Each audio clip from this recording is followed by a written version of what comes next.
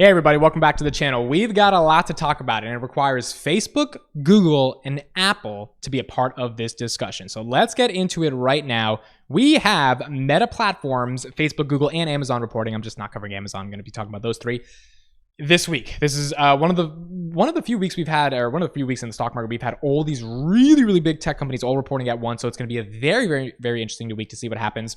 Most people say in July the stock market goes up, and historically that has happened, and we've kind of seen it. I mean, we're at 395 on the S&P. We were at 399 at one point from touching 400, up from 366 in the lows in June.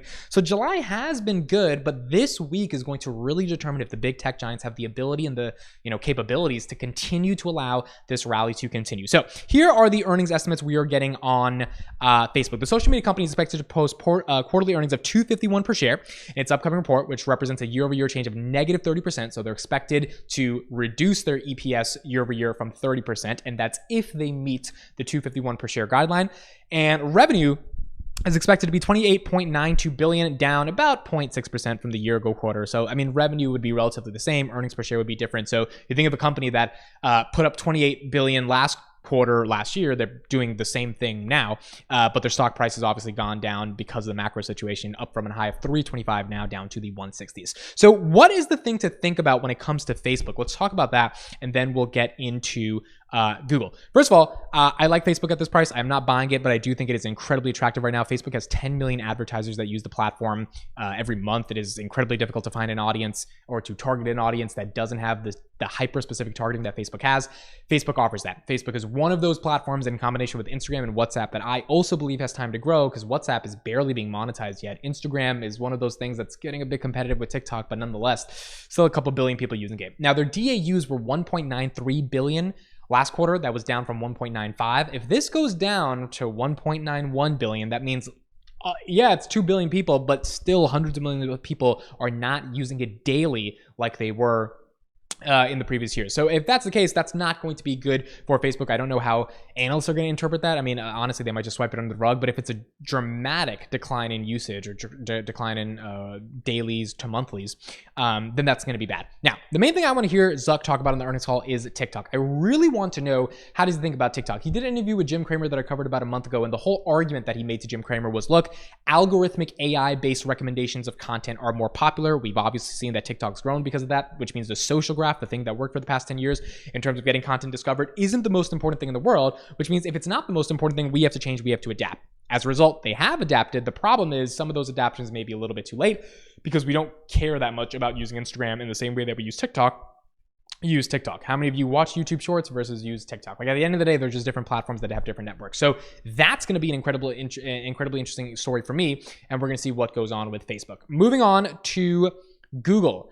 Where next for Alphabet stock? So a couple of things here. Wall Street forecasts Alphabet's revenue rose 14.1% year over year in the second quarter to $70.59 billion, and expected diluted EPS will rise 3.6% to 1.28, which means Wall Street believes that Google, this was published about 5 days ago, is going to put up $70 billion in revenue, which is going to be a 14% year-over-year growth on their revenue, which is different from Facebook, which is going to put relatively the same amount or a little bit less, and their diluted EPS will rise. Now, if Google is able to meet this is going to be really good. As a YouTuber, I can tell you that ad revenue has gone down, the views have gone down, like a lot of things on the macro have shifted in the context of YouTube. I think it did like $6.84 billion last year in revenue, or last quarter, which is great, but it cannot touch those astronomical highs of when everyone was home during the pandemic back in 2020. So YouTube, you can expect, I would be surprised if YouTube doesn't slow down. I mean, if YouTube still is increasing, then that means that's pretty insane, along with the fact that TikTok's taking a lot of the attention from YouTube in the context of video, which means there's less advertisers to be able to not only monetize, but less people to watch those ads in the first place, which might be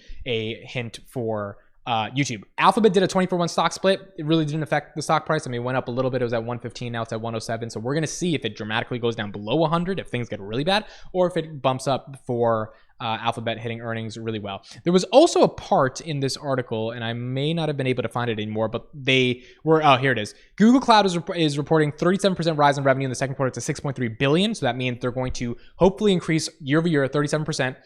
in revenue to Google Cloud for $6.3 billion, up from like $5.8 billion, with an operating loss of $682 million. That would be good at the end of the day, because Amazon and AWS and Microsoft Azure have really eaten Google's lunch when it comes to this, simply because they've been first and they've been doing more business development stuff. Even though the people that I talk to say when they use GCP in comparison to everything else, they love Google Cloud because it's just one of those best market leaders. The problem is AWS is just first. Like, I have a startup right now, we're using AWS. It's just easy to use AWS. So AWS is still one of the market leaders. The thing I'm going to be looking for here is YouTube going to be able to increase? Is search engine traffic going away from Google more into TikTok? We know the former vice president of Google came out and said 40% of Gen Zs are searching for food and travel locations on TikTok and not on Google, which makes TikTok a pseudo search engine for content.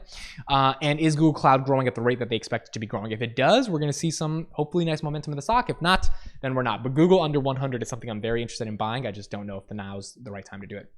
Last one is Apple. Good old Apple. So here's what we got. Analysts predict that revenue will climb about 2% from a year earlier, the slowest pace since 2020, which makes sense because they've had a lot of growth already. Compare that with a 36% jump that Apple saw in the third quarter of 2021. Revenue is expected to come in around $82 billion. The iPhone will account for a little under half of that, analysts predict, with its services generating nearly $20 billion. The services thing is also something that I care about a lot. The more Apple is transitioning to a services company because the hardware is reaching its peak and people just don't want to buy the newest thing every quarter, means that services are going to be important to recognize. Warren Buffett was buying a lot of it at 140 and 130. The stock's at 150 right now. We're going to see if the stock is able to go up from 150. A lot of people have price targets of 185. Apple got to 180 and became a $3 trillion company for a little bit in January, and then it fell back down when the macro fell down. So Apple's one of those companies that's hard to bet against, especially when you've got Buffett on the cap table and someone, who really has the institutional power to move the company. But we're going to see what happens and if they are going to be able to pull it up. Apple is one of those companies that doesn't really miss earnings. I mean, ever since 2016, they've been head on, they've been executing correctly, and that's why people got a lot of returns if you invested in 2016. So this is one that I'm interested in, but I'm not really concerned about. Now, some of the challenges, they said. The company said you can shave $4 billion to $8 billion off the top of last quarter because of supply problems from Chinese lockdowns and chip shortages. We know that's a big deal. The House is passing a deal to be able to get chips manufactured on Xi's and not overseas. So we're going to see if that happens. That happens and that passes. That's going to be able to help Apple. Second, it's a lot of tough comparison. The third quarter of 2021 included a lot of pandemic-induced spending. We had these stimulus checks. That's also going to be a different thing that happens. Third, the latest MacBook Air was announced during the third quarter. It wasn't released during the fourth quarter. Many customers held off buying a MacBook Air, Apple's most popular Mac, while they waited for the new model to arrive, which is just sort of that life cycle of people not buying products until they see the next product coming up. And then there's economy. I mean, we still have interest rates at the end of the day. If they do splurge on technology, they may wait for the latest iPhone. If people are waiting for it, people are being a little bit more curious or conservative with their cash, so they're not waiting to get out their cash immediately, which are all different headwinds that Apple has to deal with in this quarter. But nonetheless, I mean, if they're able to pull up $82 billion of revenue, even if it's down from what it was a year ago, that's going to be something unique. There's a lot of different things that are coming out with Apple as well, as you can see on the screen.